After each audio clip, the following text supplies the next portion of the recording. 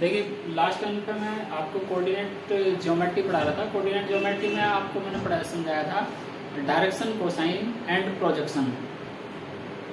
Direction, cosine and projection का chapter समझाया था। उससे आगे बढ़ते हुए मैं अब इसमें एक चैप्टर आता है प्लेन। ये प्लेन चैप्टर आपका पोलोडायनेमिक सेकंड सेमेस्टर में ही है, बीसीए सेकंड सेमेस्टर में भी है। तो ये प्लेन, इसको हिंदी में कहते हैं समतल। क्या कहते हैं इसे हिंदी में? समतल। अब इस समतल की डेफिनेशन क्या है? प्लेन की डेफिनेशन क्या है? The plane is a surface such that the straight line joining any two points on the surface lies wholly in the surface इसकी जो जनरल इक्वेशन है, ये इसकी डेफिनेशन थी। इसकी जो जनरल इक्वेशन है वो होती है ax plus by plus cz plus d is equal to 0। ये जिसकी जनरल इक्वेशन है।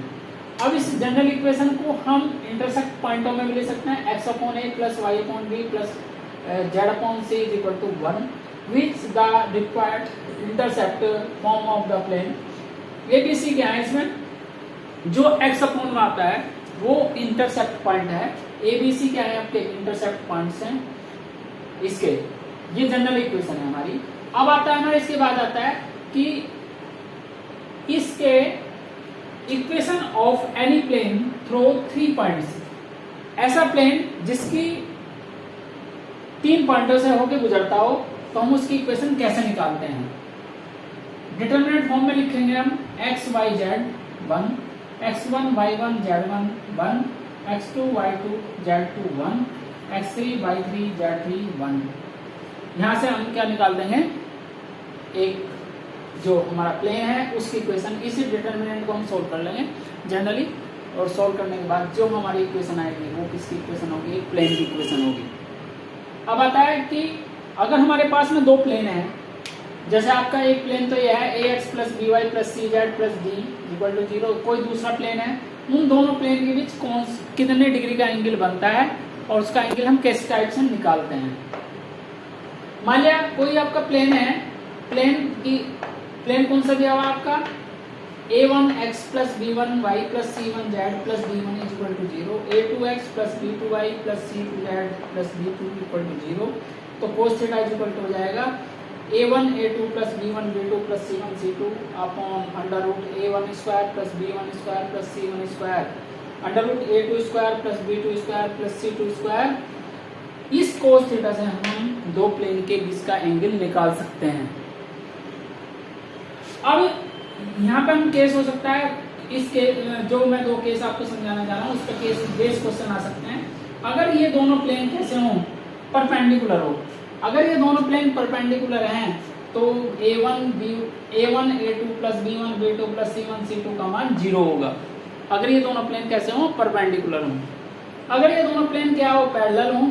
तो पैरेलल होने के कंडीशन है आपका a1 upon a2 is equal to b1 upon b2 is equal to c1 upon c2 का अगर मान इक्वल आता है तो हम उस प्लेन को क्या कहेंगे? कि वे दोनों प्लेन एक दूसरे के पैरेलल हैं। क्लियर? अब आता है कि हम किसी भी ट्राइंगल के हमें क्या दिए हुए हैं? ऑर्डिनेट दिए हुए हैं, कॉर्नर ऑर्डिनेट दिए हुए हैं a b c। कोई ट्राइंगल है, इस ट्राइंगल के पॉइंट दिए हुए हैं a b c।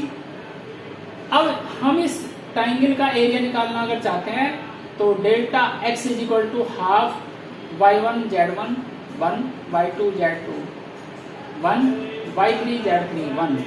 यहाँ से डेल्टा x की वैल्यू निकाल लेंगे, ऐसे हम डेल्टा y की वैल्यू निकाल लेंगे। जो आपका y है तो y के रेस्पेक्ट में डिटरमिनेंट में y नहीं आएगा, x के रेस्पेक्ट में जो डिटरमिनेंट निकालना चाहे उसमें x नहीं आएगा, z के रेस्पेक्ट में डिटरमिनेंट वैल्यू निकालना चाहे उसमें z नहीं आएगा।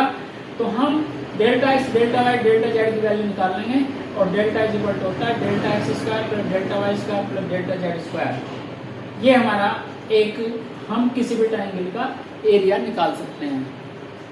अब आता है हमारा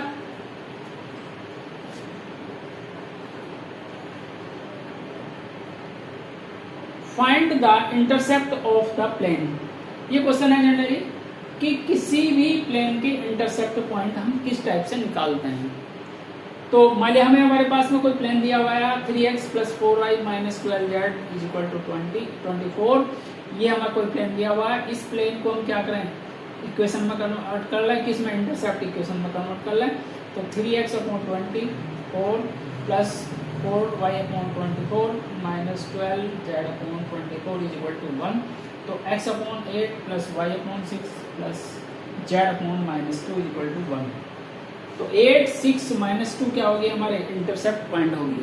कैसे हो गए, इंटरसेप्ट पॉइंट्स हो गए। ऐसे ही हम कोई और अदर क्वेश्चन ले हैं।